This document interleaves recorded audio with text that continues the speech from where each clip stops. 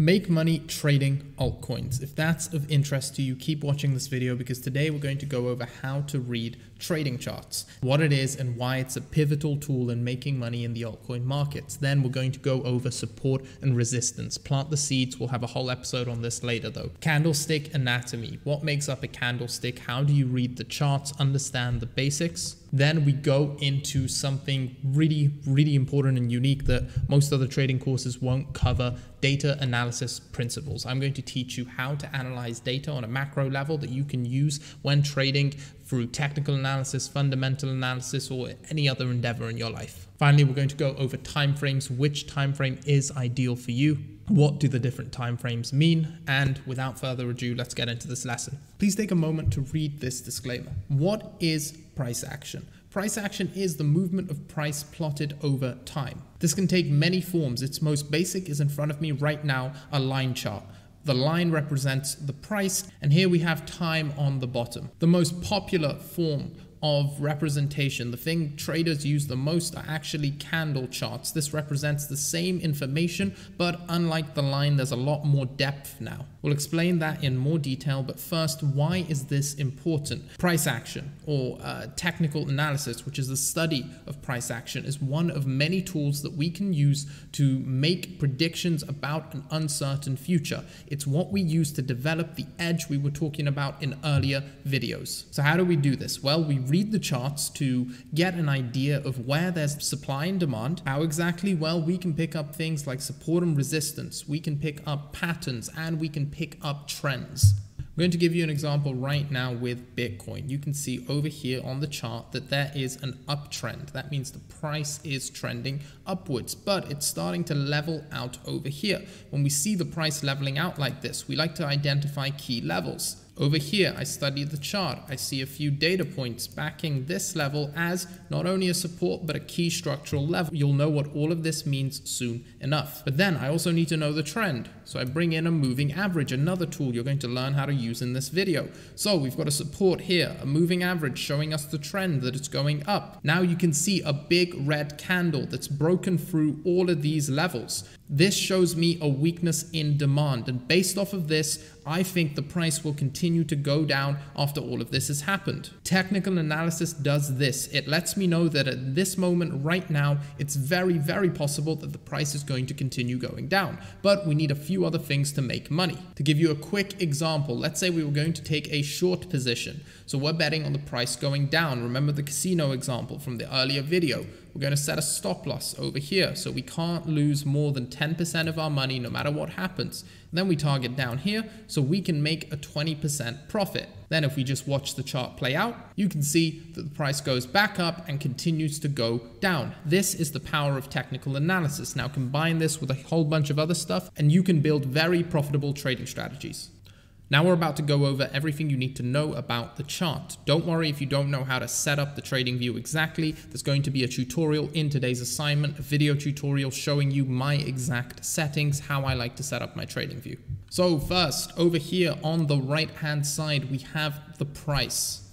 Next, at the bottom, we have the time. You can see October, November, December. Next, we have the pair that we are looking at. Here, it's BTC USD. This means that the price on the side is the USD price, and the line here represents the price of Bitcoin in USD. Let me repeat that. This line here represents the price of the first ticker you can see over there, BTC. Then on the side, the price is in USD, which is the other ticker you can see. Every asset you trade will have some sort of abbreviation for it. Bitcoin is BTC, Ethereum is ETH, US dollars are USD. You will become familiar with these over time. Next, over here, we have the time frame. This is the daily chart. That means that every point that we log, or if it was a candle chart, every candle represents 1 day of time. This will become clearer later in the video. This is all you need for now. In the Telegram, you'll have the TradingView tutorial, which will explain this in a lot more depth. Now we're going to have a whole lesson dedicated to support and resistance. For now, let's ingrain the basics. Support is an area where there is demand or buying interest for an asset. Resistance is an area where there is supply or selling interest for an asset. So going back to our previous example and zooming in, how did I know that this area was an area of support? Well, I can see the price go up. I can see it come down and hold over here. Notice how the price comes down, then goes back up afterwards, after we crash through this level. Notice how the price goes up and twice hits this level, but then bounces off of it. This all indicates that this is a key level of interest to me. Now the price goes back above it, comes down, and look at it acting as a support over here. Goes back up, comes back down, acts as a support again. Then you can see it act as a resistance over here. In case you haven't noticed, support and resistances are interchangeable. They are key areas of interest. When the price is above them, it often acts as support. When the price is below them, it can act as resistance. To give you another example right now, take a look at this level over here at 39,000. Price hits it, rejects. Price hits it, rejects. Price comes back down, hits it twice, and rejects again. Support and resistance are one of the first technical analysis tools you'll ever learn, but they embody the fundamentals of supply and demand and are more powerful than some of the most complicated strategies out there. Now here you have a candlestick chart. The settings here are personalized to the ones I myself use. Now to newer traders, these candles have got to be a little bit confusing.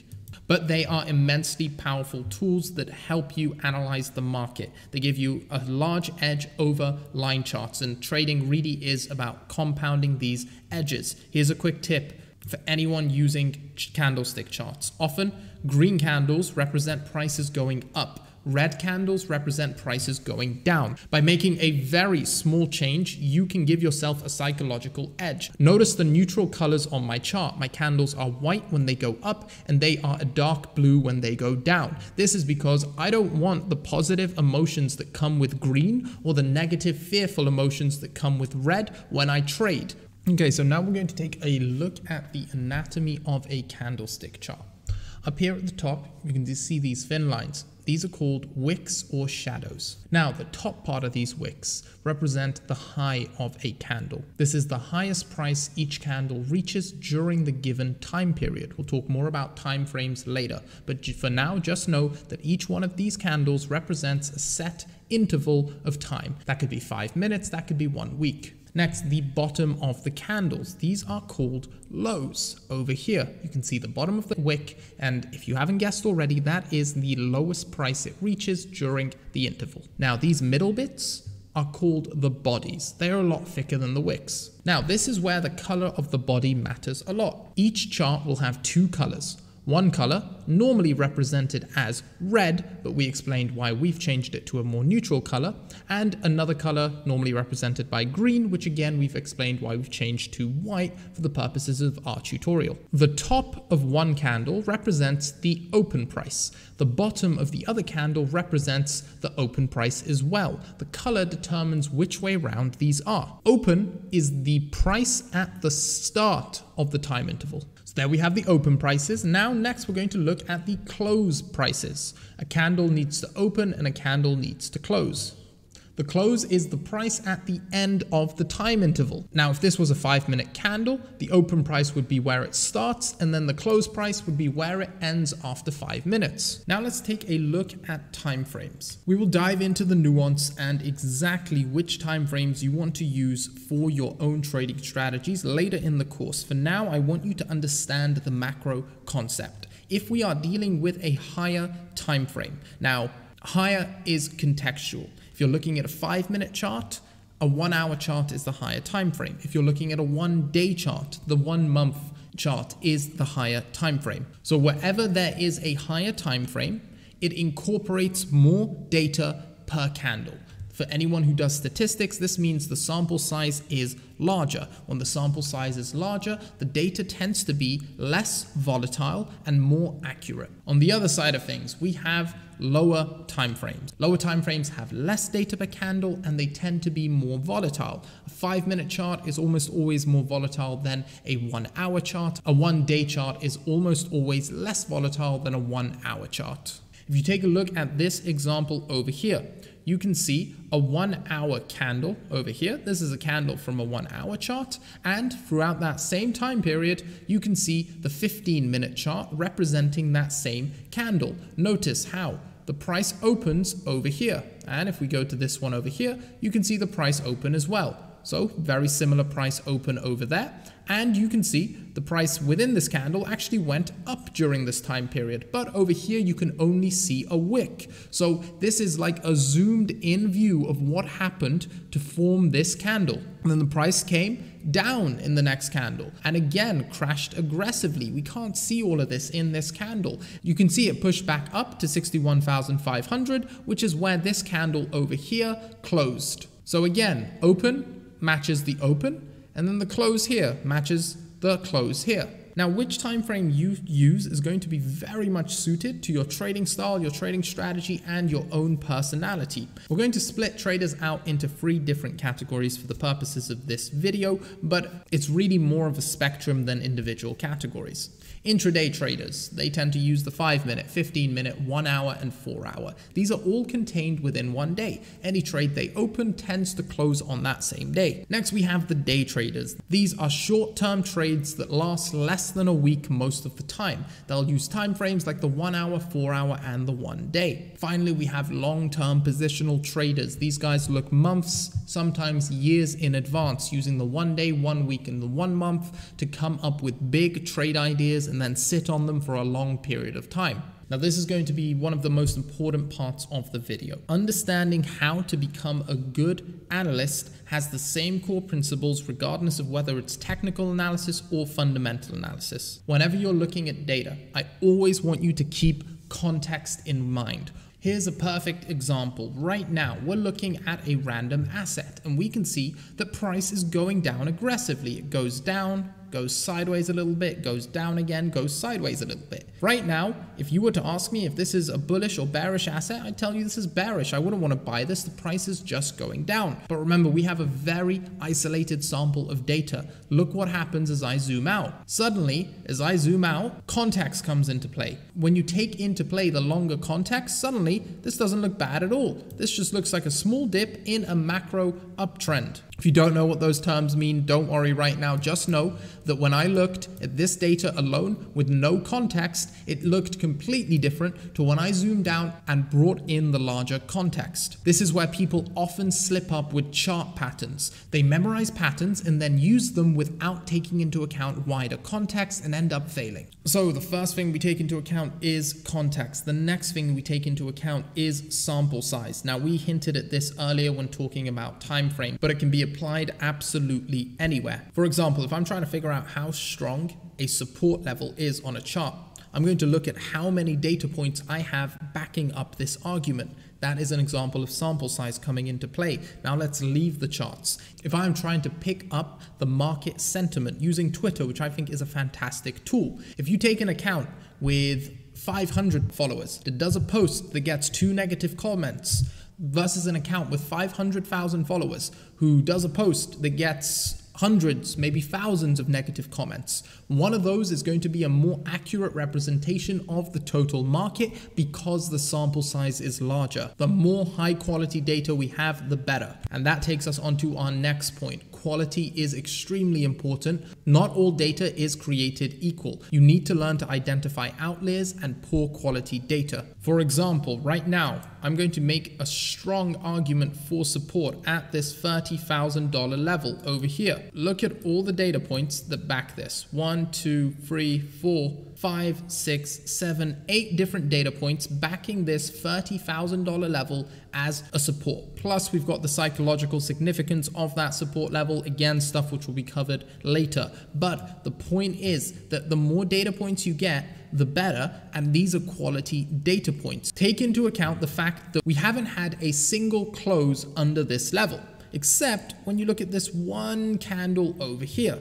Now, this is going to weaken our argument a little bit. And sometimes if we do close below a certain level, I might not treat that level as significantly anymore. But in the macro context, because every other level has not done this, I can treat this a bit more as an outlier. Let's hone in on another example over here. Again, we've got a great psychological level just around 10K over here. And you can see that we've got a data point there, a data point there, and another data point there, showing us that this is a great support level. But there's this one candle over here deviating. This is not quality data. This is a quick spike up and a quick spike back down. It deviates from the crowd. Therefore, I can treat this more as an outlier and still consider this a breakout level. Now, this is a strategy you'll learn later in the course where you will watch these key levels looking for the first candle to close above them. And as soon as you get a candle like this close above them, you aggressively enter